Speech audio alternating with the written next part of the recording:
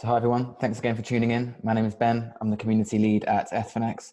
I'm happy today to have Mark Xuan from the INK team joining us for a quick conversation. So thanks for joining, Mark. Hey everyone, I'm Mark from INK. Yeah. Cool. So maybe we can start with a bit of background about INK. What do you guys do and what key issues are you solving? Okay, so we have done the project for nearly 3 years. And firstly, we are a startup in China that we use blockchain technology to protect the copyright. And then we raised the idea of INK. That INK basically is consisted of three parts. And the first part is the copyright protection. Because in China, that to protect the copyright is very difficult job, and it usually will spend a lot of money for the creators in China. They need to register their copyright to the government, so it's very complex and very expensive. But blockchain provides a very good technology for the creative creators to put their copyright their works on blockchain and get the protection. So that's the first part. So we are building a different, we are calling it the sovereign consortium blockchain in different countries in Asia, like China, like Japan and Korea. So all the writers or the creators in these countries can register their copyright, their works on the blockchain and get protection.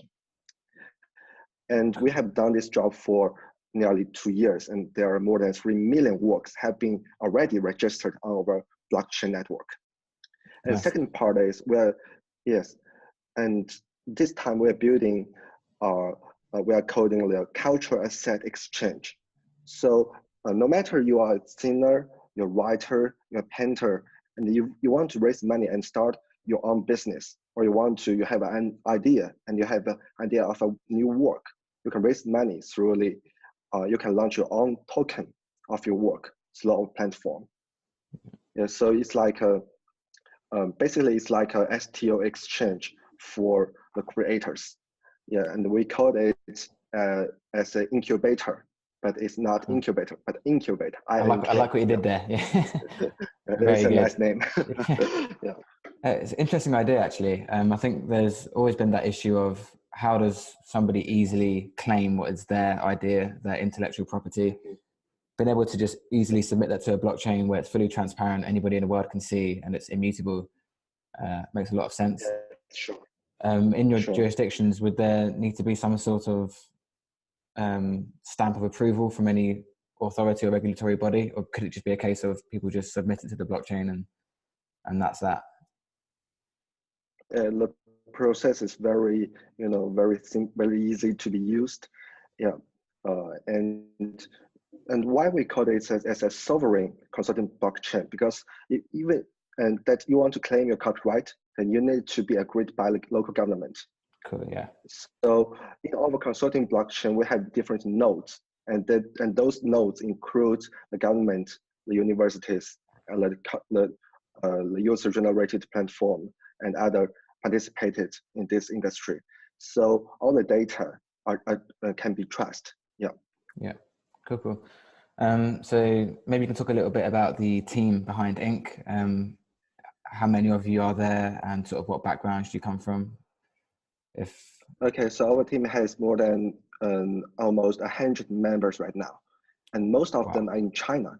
Mm-hmm. And also we have offices in Singapore, Korea, and Japan. Yes, and most of them are technology guys, and our major technology team are from IBM Hyperledger Fabric. Cool. They are all the co-developer in Hyperledger, and we contributed quite a lot for the community of Hyperledger. Yeah. Cool. Nice. And also maybe it's me. Go for it. Okay, so Tangling and I have, we have a media in China. We got a self-media in China. We have more than 200 writers, and we'll to generate some user-generated content for the universities, for students, and those are Yes. So that's also, we have some resources of the art or the culture in China. Yeah. Nice. Sounds really good. So maybe this is a good time to perhaps touch on the Ink token. So what role does that serve in the overall ecosystem, and sort of how does that grow in utility, and why would people use it? Yes, and for Ink token has been listed on more than 20 exchanges right now. Cool. And the major utility for Ink token is that our investors can use our Ink token to invest in the different artworks they like. And so it's the first utility of the token. The second is we're also building you know, uh, it's like a media platform which has a token to encourage our creators to put their content to raise their ideas on the platform. So it's kind of some way to inspire those users to use our platform. Yeah. So right now it has these two major utilities for Ink token.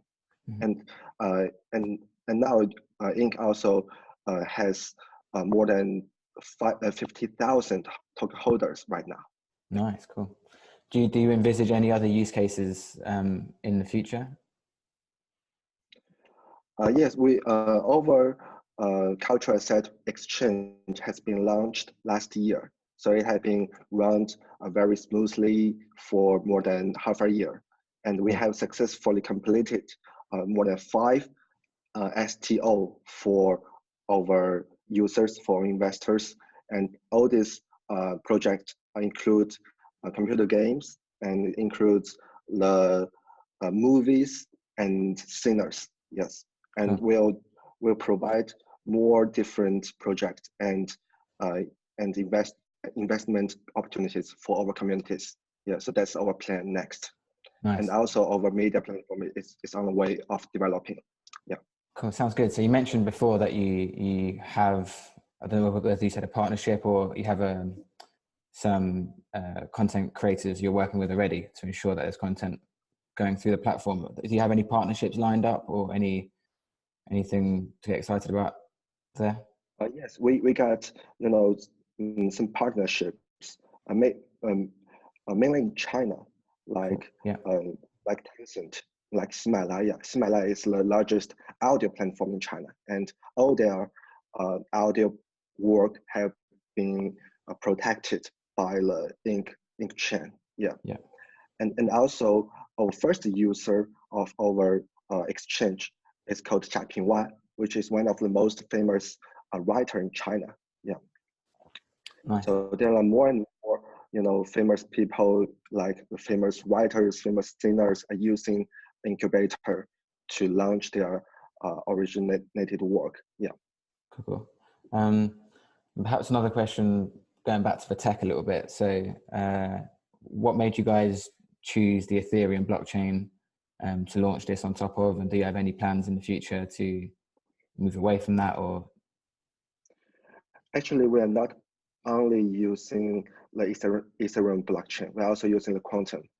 Yeah. And in the future, we also have our plan to use maybe Tendermint, the Cosmos, or EOS in the future. I think the blockchain is in the future, it's like a network that all the data and the assets on different blockchains should have a tunnel can transfer or exchange. So that's also why our technological team is building a closed chain protocol. So we can exchange the different tokens, different data on different blockchains like EOS, like Ethereum. They can, trade very smoothly and free. Yeah. So, and yes, and our closed chain protocol is also being used last year. Yeah, and it works very, very good. And also we are building a BaaS platform, which is the blockchain as a service platform, which is called Inkstone. And in Inkstone, you can generate your own blockchain, no matter Fabric, Ethereum, EOS, by one click, only 2 seconds. Yeah, so it's very, very quickly. And we also provide many different developer tools for the developers, so they can use the tools the smart contract to build their ideal dApp. Yeah. Nice, really interesting. So on that, sorry, carry on. Okay. So last year we have many cooperations with like Dora Hacks, which is the largest hackathon organization in China, and we sponsored for more than 10 hackathon blockchain in China. Yeah. So there are already more than 3,000 developers on our best platform. Yeah. Nice. So I think right now it's not only focused on the specific area like the culture or the copyright. We also expand our border to the technology to attach more different blockchains, more fundamental technologies in this time. Because we have developed for nearly 3 years. It's kind of an old project right now, but we are trying to find some new opportunities. Yeah. It's interesting that you say you're branching out to not just say creative arts like writing or sound or like music, but also to technology as well, which is obviously. Yes. So I think that the main point of incubator is the digitalization of asset. So not only the asset of the creators can be digitalized. So all assets like the gold, the petrol can be digitalized. So we are also working on this aspect. Yeah. Sounds great. Perhaps one last question then, and I'll let you get going. What's the best way for people to get involved with Ink today? Where can they go? And how can they best get started? They can get started in Ink through our official website, INKucbation. And from that page, they can register their copyright. They can get the access to our Ink Store, to the incubator. Yeah, all the entrance is on INKucbation. Yeah. Nice, cool. And can you remind me, sorry, what jurisdictions that covers at the moment? Pardon? Sorry, can you remind me, sorry, what jurisdictions Ink currently covers? Which jurisdictions, which sort of areas do you operate from? And someone who's looking to copyright, what countries? Oh yeah, sure. We now serve in China, Japan, Korea, Singapore, and England. Yeah, nice. 5 countries can use our service. Yes. Perfect. Sounds really good. Was there anything else, Mark, from your end, or? No other questions. No. Perfect. No. Cool. Okay. Thanks very much. Appreciate you taking the time today. It's been really interesting. And Thank you. Cheers.